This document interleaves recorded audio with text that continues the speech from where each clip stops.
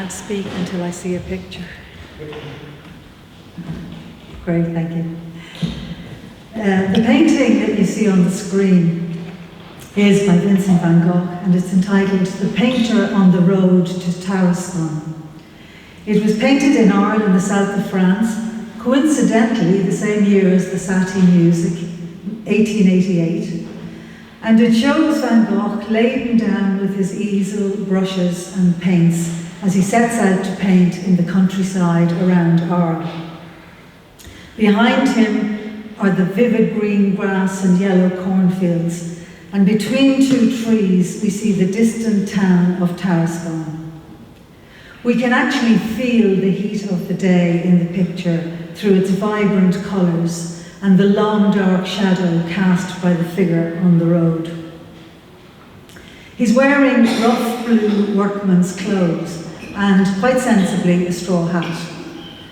The figure is quite naively painted, childlike almost. It's a sketch, painted quickly to send to his brother in Paris to let him see what he was up to in Arles. It was sent on the 13th of August 1888 with an accompanying letter in which he said, "There's a quick sketch I made of myself laden with boxes, sticks, a canvas on the sunny Tarascon road." It was just one of 36 oil sketches that he sent that day to Theo in Paris, which he described as not at all successful and unfinished. So not a finished painting to be viewed by the public or even to be sold, just a quick, sketched remembrance of the day. What I find touching about this picture and what sparked me to speak about it is the jaunty self-assurance in which the painter depicts himself, setting off determinedly as if certain of his road and his destination. And yet this was far from the truth for Vincent. In fact, he struggled very hard to find his path in life. He was born into a family of religious ministers. Both his father Theodorus and his grandfather, also called Vincent, were preachers. And a more distant relative had been a remonstrant minister. And that's interesting because that's part of the Dutch Reformed Church that is very closely aligned to our own, remonstrance being just another form of non-subscription. Straight from school, he was sent to work in another family business. His uncle had an art dealership which had become part of a large international art business. And Vincent worked for them first in The Hague, and then he was transferred to the London branch, and he finally ended up in Paris. He worked there for a total of 8 years, and he was extremely knowledgeable about both historic and contemporary art. However, Vincent's love for art lay in its instructive and didactic value. He was much less interested in the business of making money, often persuading customers not to buy a picture. So eventually he was sacked. Surprise, surprise.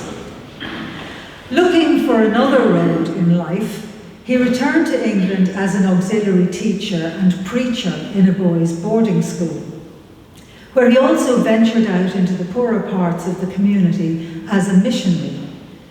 He thought he could follow his father in the religious life, and he preached his first sermon on the 5th of November 1876.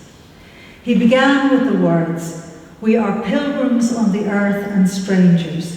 We come from afar and we are going far. The journey of our life goes from the loving breast of our mother on earth to the arms of our Father in heaven. Everything on earth changes. We have no abiding city here. It is the experience of everybody." In these words, he was inspired by Psalm 107. Some wandered in desert wastelands, finding no way to a city where they could settle. They were hungry and thirsty, and their lives ebbed away. Then they cried out to the Lord in their trouble, and he delivered them from their distress. He led them by a straight way to a city where they could settle. Let them give thanks to the Lord for his unfailing love. That quote could almost accompany that picture. as somebody on the road to that distant city. In the same sermon, Vincent quoted Christina Rossetti's poem Uphill, which I read earlier. Does the road wind uphill to the very end? All the way, yes, to the very end. Will the day's journey take the whole long day, from morn to night, my friend? And significantly it ends, shall I find comfort, travel sore and weak, of labour you shall find the sun.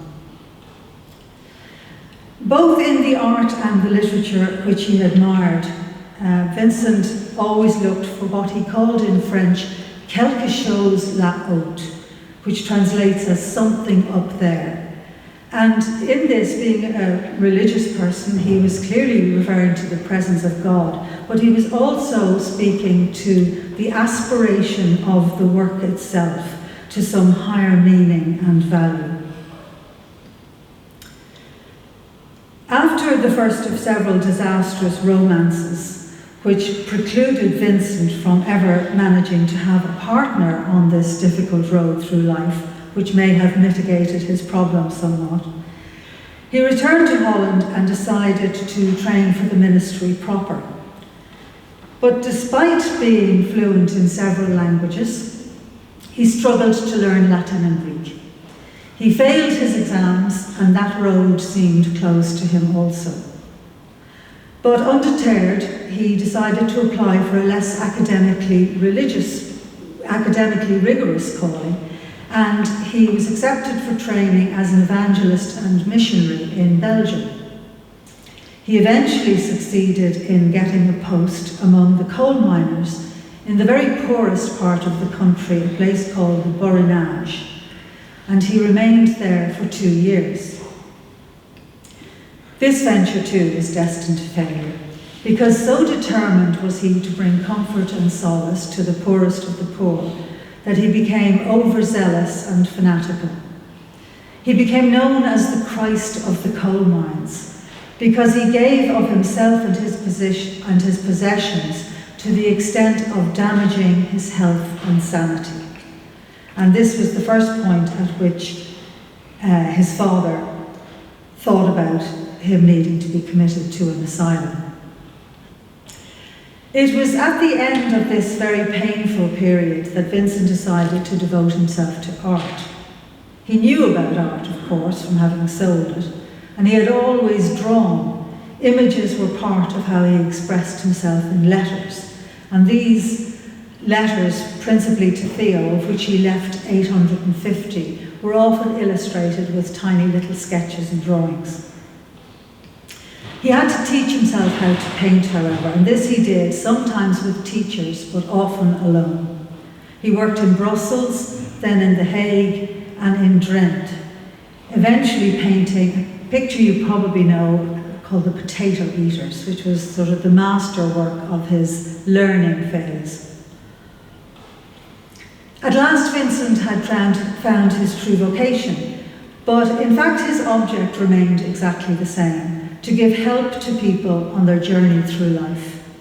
He painted nature and the everyday life of ordinary people and the very humble objects that they owned, things like rattan chairs, work boots, clay pipes.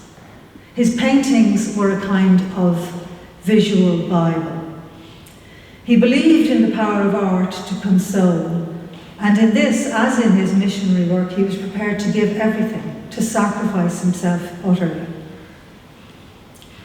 After a couple of years in Paris, where he encountered the colour and light of Impressionism, which changed his work utterly, Vincent went south to Arles, where he achieved the zenith of his artistic expression, encapsulated in the vivid, expressive colour that we recognise today as distinctively Van Gogh, and which we see in this painting.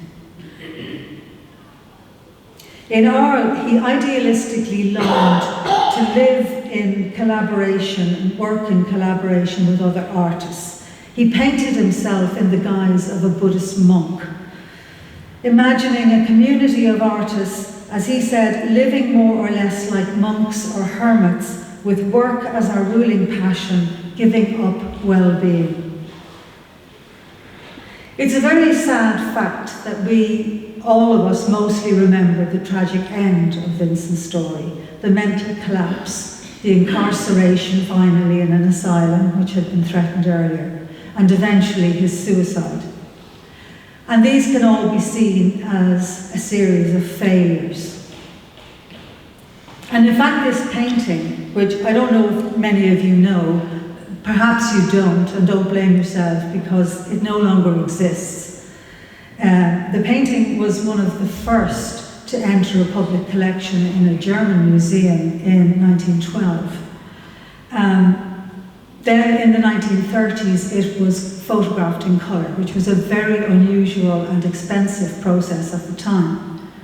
Thankfully it was, because during the war it was stored in a mine shaft for safety, and at the end of the war in 1945 there was a fire and everything was thought to have been destroyed. Some of you may have seen The Monuments Men, the film with George Clooney. They were in search of it, the Monuments Men, and they listed it as missing, but as it hasn't surfaced in the last 80 years, it is presumed to have been destroyed in that fire. So it could, in a way, represent Vincent's failure as well. And despite Vincent's demonstrable qualities of perseverance, he was sadly aware of his failures. He wrote to Theo, saying, "It's a rather sad prospect to have to say to myself that the painting I do will perhaps never have any value." Now, if we've been talking about monetary value, we all know how wrong he was. To date, the record for a Van Gogh sold at auction was set in 2022 in Christie's in New York at $117 million. But Vincent wasn't concerned about money, except in the sense that all poor people are concerned about money because they don't know where the next meal is coming from. Rather, the value of painting to him lay in its ability to provide consolation to others. And to this end, he had a great belief in lithographic reproduction and photographic reproduction, because he believed that that was a means of making art accessible to everybody.